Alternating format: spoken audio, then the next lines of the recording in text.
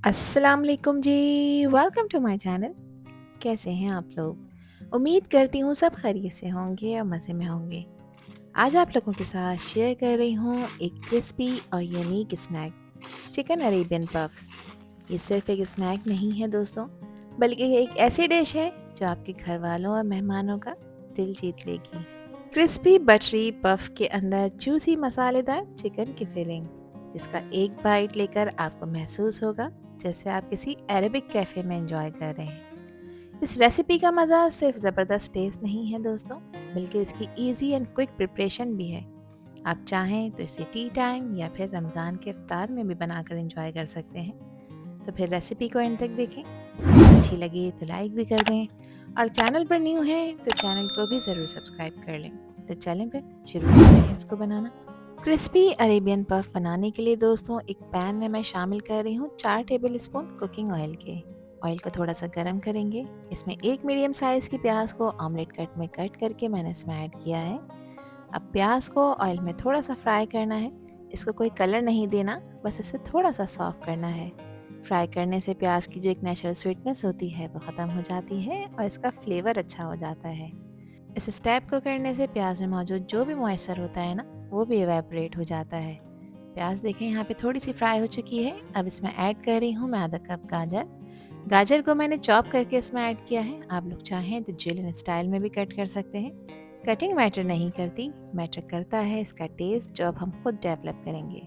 अब गाजर क्योंकि दूसरी सब्जियों के कंपैरेटिवली थोड़ी हार्ड होती है, इसलिए मैंने पहले इसको ऐड किया है। आधा कप इसमें शिमला मिर्च का इस्तेमाल किया है और इसको भी मैंने चॉप करके ऐड किया है। कटिंग जो भी करें कोई इशू नहीं है, एक सी कटिंग रखिएगा, बस इस बात का आपने ध्यान रखना है। यहाँ पर शिमला मिर्च को भी मैंने थोड़ा सा फ्राई कर लिया है। अब इसमें बंद गोभी का इस्तेमाल कर रही हूँ और बंद गोभी मैंने 1 कप इसमें ऐड की है। सब्जियाँ आप इसमें कोई भी ऐड कर सकते हैं दोस्तों, और जो पसंद नहीं है उसे स्किप कर सकते हैं। ये मेरे पास 300 ग्राम चिकन का ब्रेस्ट था, जिसको मैंने हाफ टी स्पून नमक डालकर बॉईल किया था और उसके बाद इसको बारीक श्रेड कर लिया है।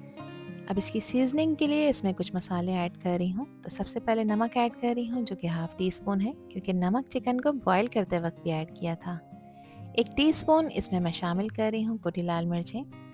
मिर्चों की क्वांटिटी आप लोग अपने टेस्ट के हिसाब से रखिएगा।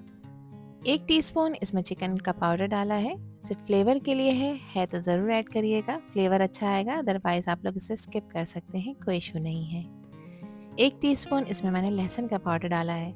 अच्छा, लहसुन का पाउडर नहीं है ना तो कोई परेशानी की बात नहीं है, 1 टीस्पून आप लोग लहसुन का पेस्ट ऐड कर दें। अब अच्छी तरह से 1 से 2 मिनट तक इसको सॉटे करेंगे और फ्लेम आपने हाई रखना है। हाई फ्लेम करने से सब्जियों में मौजूद जो भी मॉइस्चर होगा वो इवेपोरेट हो जाएगा और सब चीज़ें आपस में वेल कंबाइन हो जाएंगी। यहाँ पे 1 से 2 मिनट लगेंगे इस काम को करने में। फ्लेम आपने मीडियम हाई की तरफ रखना है। मिक्सिंग अच्छी तरह यहाँ हो चुकी है, इसको कम्प्लीटली ठंडा करना है। जब ये ठंडा हो जाएगा पूरा मिक्स, तो अब इसमें मज़ीद कुछ चीज़ें ऐड करेंगे। तो अब यहाँ पर इसको थोड़ा सा क्रीमी टेक्सचर देने के लिए दोस्तों मैं 3 टेबल स्पून मायोनीज़ का इस्तेमाल कर रही हूँ। मायोनीज़ ऐड करने से इसमें एक रिच और क्रीमी टेक्सचर आएगा, जो इस फिलिंग को और भी ज़्यादा फ्लेवरफुल बनाएगा। 1 टेबल स्पून भरकर मैंने इसमें हॉट सॉस ऐड किया है, किसी भी अच्छी ब्रांड का ले सकते हैं। हॉट सॉस नहीं है तो चिली सॉस भी ऐड कर सकते हैं। 3 टेबल स्पून इसमें मैंने केचप के ऐड किए हैं। ये मेरा होममेड केचप है, इसकी रेसिपी अभी मैंने रिसेंटली अपने चैनल पर अपलोड की है, आप लोगों को मिल जाएगी। और 3 टेबल स्पून यहाँ पर मैं ब्लैक ऑलिव्स यूज़ कर रही हूँ। ऑलिव्स को कट करके ऐड करना है। आधा कप के बराबर यहाँ पर मैंने बॉयल और फ्रोज़न कॉर्न्स ऐड किए हैं। आप लोग चाहें तो बॉयल कॉर्न्स भी ऐड कर सकते हैं, इससे फ्लेवर बहुत अच्छा आएगा।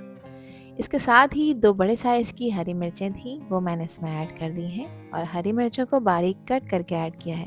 अच्छा, बच्चों के लिए ये रेसिपी बना रहे हैं ना, तो इस स्टेप को आप स्किप कर सकते हैं। 1 कप भरकर यहाँ पर मैंने मोज़रेला और चेडर चीज़ का इस्तेमाल किया है। आप लोग किसी भी तरह की एक चीज़ का इस्तेमाल कर सकते हैं और दोनों शामिल करना चाहें तो दोनों शामिल कर सकते हैं। चीज़ ऐड करने से इस फिलिंग का फ्लेवर सुपर से भी ऊपर हो जाएगा और बहुत चीज़ी किस्म की ये फिलिंग बनकर तैयार होगी। अच्छी तरह से मिक्सिंग कर ली है मैंने। अब इसको आपने 5 मिनट का रेस्ट देना है, जब तक हम एक और काम कर लेते हैं। इसकी एक स्लरी तैयार करनी है, जिसके लिए लिया है मैंने 1 कप मैदा। इसके अलावा आधा कप मैं इसमें चावल का आटा इस्तेमाल कर रही हूँ, जो इसको एक क्रिस्पी टेक्सचर देगा। चावल का आटा नहीं है तो आप कॉर्नफ्लोर भी यूज़ कर सकते हैं। अब इसमें ऐड कर रही हूँ मैं हाफ टी स्पून नमक।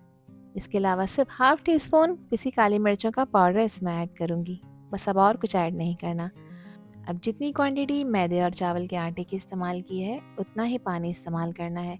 तो यहाँ पर मैं 1.5 कप पानी ऐड कर रही हूँ। अब अच्छी तरह से इसको मिक्स करेंगे और इसको मीडियम कंसिस्टेंसी के साथ आपने एक फ़ाइन स्लरी सी तैयार करनी है जिसमें लम्प्स नहीं होने चाहिए। इसका बैटर ना ज़्यादा थिक होना चाहिए और ना बहुत ज़्यादा पतला। थिक होगा तो इसकी बहुत मोटी कोटिंग बनेगी और ज़्यादा पतला हुआ तो फिर ये अच्छी तरह से कोट नहीं हो सकेगा। तो यहाँ मैं चेक करा देती हूँ। देखिए इस तरह की मीडियम कंसिस्टेंसी के साथ आपने इसे तैयार करना है। अब यहाँ पर देखिए मैं इस्तेमाल कर रही हूँ पीटा ब्रेड, यानी शवारमा ब्रेड मैंने यहाँ पर यूज़ की है। ये ईज़िली अवेलेबल होती है बाहर, आपको किसी भी अच्छे स्टोर से या फिर जो लोग शवारमा बनाते हैं ना वहाँ से मिल जाएगी। अब इसकी बैक साइड पर इस तरह से आपने पानी लगाकर इसको थोड़ा सा गीला कर लेना है। अब इसमें एक अच्छे अमाउंट में हम फिलिंग रखेंगे, लेकिन बहुत ज़्यादा फिलिंग नहीं रखनी। ज़्यादा फिलिंग अगर आप रखेंगे तो फिर ब्रेड फट जाएगी। तो यहाँ तकरीबन 2 से ढाई टेबल स्पून मैंने फिलिंग के रखे हैं। अब इस ब्रेड को क्लोज़ कर देंगे और इसके जो कॉर्नर्स हैं ना, इस पे पानी लगाया था तो उसकी वजह से ये ब्रेड आसानी से यहाँ पर आपस में जॉइन हो जाएगी, अच्छी तरह से चिपक जाएगी। अच्छा, अगर ये थोड़ी सी फट जाए तो आपने परेशान नहीं होना, आगे जब हम इसकी कोटिंग करेंगे तो ये सब चीज़ें वहाँ पर कवर हो जाएंगी। बस एक बात का आपने ध्यान रखना है कि इसको ज़्यादा ओवरलोड नहीं करना और इसके कॉर्नर्स को आपने अच्छी तरह से क्लोज़ करना है। अब जो मैदे वाली स्लरी बनाई थी इसको अच्छी तरह से इसमें डिप करना है और बस फ़ौरन से आपने निकालना है, एक्स्ट्रा स्लरी को इसमें से रिमूव कर देना है। अब एक प्लेट में मैंने लिए हैं होममेड ब्रेड क्रम्स। अब इन ब्रेड क्रम्स में इन पफ्स को अच्छी तरह से कोट कर लेंगे। अच्छा, ये बारीक वाले ब्रेड क्रम्स हैं, यानी मैंने घर में जो बनाए हैं ये ब्रेड क्रम्स तो इनको मैंने काफ़ी बारीक किया है। ठीक है, तो देखें इस तरह से एक पफ हमारा बिल्कुल रेडी हो चुका है। इस स्टेज पे दोस्तों आप इन्हें फ्रीज़ करके भी रख सकते हैं 1 महीने के लिए, ये बिल्कुल ख़राब नहीं होंगे। यहाँ पे इनको फ्राई करने के लिए ऑयल को मैंने गरम होने रख दिया था और ऑयल का टेम्परेचर मीडियम गरम होना चाहिए। ज़्यादा तेज़ गरम ऑयल में अगर आप इन्हें डालेंगे तो पफ्स डालते के साथ ही जल जाएंगे। वैसे तो इसमें जितनी भी चीज़ें हमने ऐड की हैं वो सब बहुत अच्छी तरह से कुक हुई हुई हैं। सिर्फ इस पे जो क्रिस्पी कोटिंग लगाई है, जो ब्रेड क्रम्स लगाए हैं, उनको आपने क्रिस्पी करना है और एक अच्छा खूबसूरत सा गोल्डन कलर लेकर आना है। तो 2 मिनट तक एक साइड को आपने फ्राई करना है।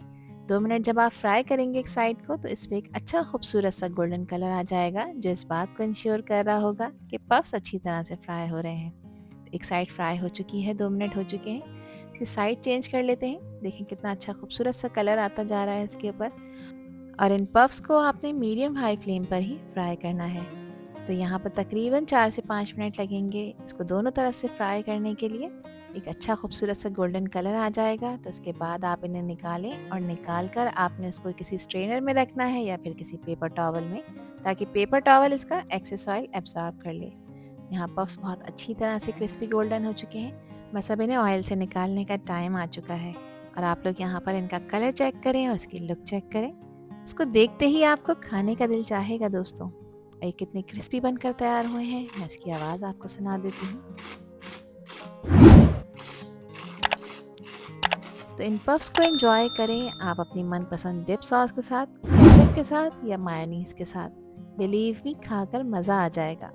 ये अरेबियन पफ्स बिल्कुल परफेक्ट हैं आपके रमज़ान के इफ्तार के लिए, बच्चों के स्कूल के लंच बॉक्स के लिए या फिर आपके शाम के इवनिंग स्नैक के लिए भी। आप इन्हें हाई टी पार्टी पर भी सर्व कर सकते हैं दोस्तों। आई होप कि ये रेसिपी और वीडियो आप लोगों को पसंद आई होगी।